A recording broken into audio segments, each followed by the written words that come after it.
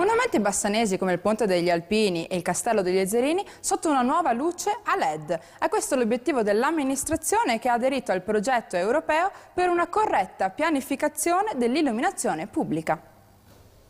Ponte degli Alpini e Castello degli Ezelini sotto una nuova luce. È questo l'obiettivo dell'amministrazione comunale che ha aderito al progetto di cooperazione territoriale europea denominato Plus.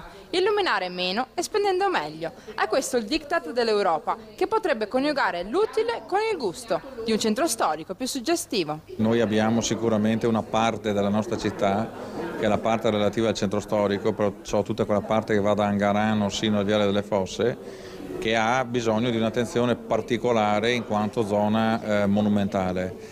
Per quanto riguarda il Ponte Vecchio e il Castello in modo particolare, c'è la volontà da parte nostra di curare in modo specifico un progetto di intervento.